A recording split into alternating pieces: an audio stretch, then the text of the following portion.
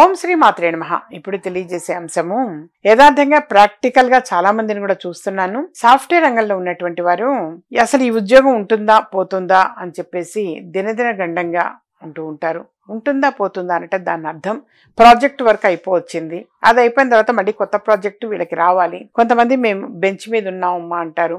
ఈ maximum time 3 months, అందులో already 1 month అయిపోయింది, ఇంకొక 2 months లోపు నాకు జాబ్ రావాలి, కంపల్సరీ ప్రాజెక్ట్ రావాల్సిందే అంటారు. సరే, లేదా కొంతమందిది ఆల్ ఆఫ్ సడన్ ఎప్పుడు తీసేస్తారో అన్నట్టుగా కూడా కొద్ది మందిది ఉంది. సరే, ఏది ఏమైనా సాఫ్ట్వేర్ రంగంలోని వారు చక్కగా స్థిరంగా ఉద్యోగంలో కుదురుగా ఉండాలి అనంటే, అలాంటి టెన్షన్ లేకుండా ఉండాలి అనంటే సింపుల్ పరిహారమే తెలియచేస్తాను నాన్న.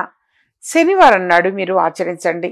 ఫస్ట్ ఒక శనివారం చేయండి. మీకు కుదిరింది అని అంటే కాస్త కంటిన్యూ చేయవచ్చు. 19 శనివారాలు చేయటం ఎక్సలెంట్.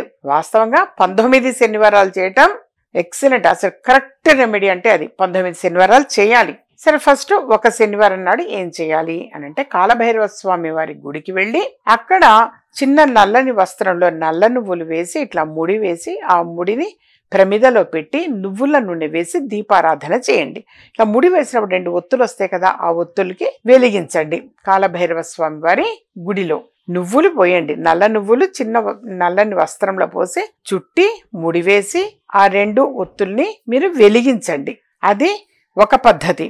తప్పనిసరిగా అది వెలిగించిన తర్వాత బెల్లం బూరెలు అని చెప్పేసి ఉంటాయి. బెల్లం తోటి ఈ వరిపిండి బియ్యపిండిలో బెల్లము కరగబెట్టి వేస్తారు. కొంచెం నువ్వులు కూడా అందులో వేయటం మంచిది. వేసి ఆ బెల్లం బూరెలు అవి చేసి అది కాలభైరవ స్వామికి నైవేద్యంగా తీసుకుని వెళ్ళండి. అది కాలభైరవ స్వామికి నైవేద్యం పెట్టడం.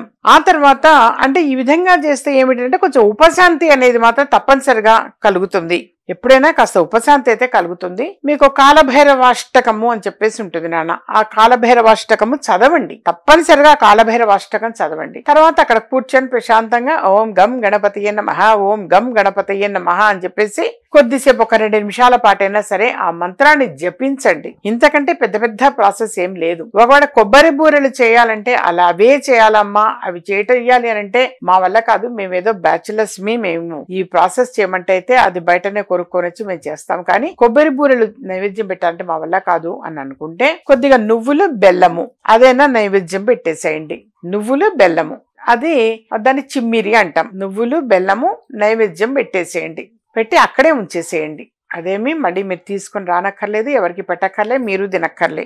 అక్కడ నైవేద్యం కొంచెం సమర్పించండి. ఒక ఆకులో పెట్టి నైవేద్యం పెట్టి వచ్చేసేయండి నాన్న. ఓం గం గణపతియే నమః అన్న మంత్రాన్ని కాసేపు 2 నిమిషాలు చదవండి, జపించండి.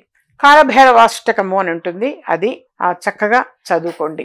కాలభైరవాష్టకం చదవండి. మన లలిత విష్ణు సహస్రనామ పుస్తకంలో ఉంటుంది, అది చదవండి. మీకు మరొకటి కూడా తెలియజేసేది విజయమార్గం మాల అని చెప్పేసి అందిస్తూ ఉన్నాను నాన్న. ఆ విజయమార్గం మాల తప్పనిసరిగా వచ్చి కలెక్ట్ చేసుకోండి. అది మెడలో వేసుకోండి. యథార్థంగా చాలా చాలా మంచిది. దీనివల్ల చాలా మంచిది. ఆ విజయమార్గం మాల అనేటువంటిది ధరించి మీరు మంత్ర జపం చేయటం కావచ్చు. ఉద్యోగం చేస్తున్నటువంటి వాళ్ళు చక్కగా జాబ్కి వెళ్ళేటప్పుడు కూడా అది ఉంచుకోవటము. దీని వలన యథార్థంగా మీకు చాలా చాలా శుభం చేకూరుతుంది. యథార్థంగా చాలా శుభం చేకూరుతుంది. అందుకని ఇది తప్పనిసరిగా చేయండి. అప్పుడు ఈ సాఫ్ట్వేర్ రంగంలోని వారికి ప్రధానంగా నేను తెలియజేసేది అందరూ చేయవచ్చు, అందరికీ మంచిదే. సాఫ్ట్వేర్ రంగంలోని వారు ఎక్కువ మంది, కొద్దిమంది అని కాదు, ఎక్కువ మంది దినదిన గండంగా ఉంటున్నారు. టెన్షన్ పడుతున్నారు. వాస్తవంగా చాలా టెన్షన్గా పడుతున్నారు.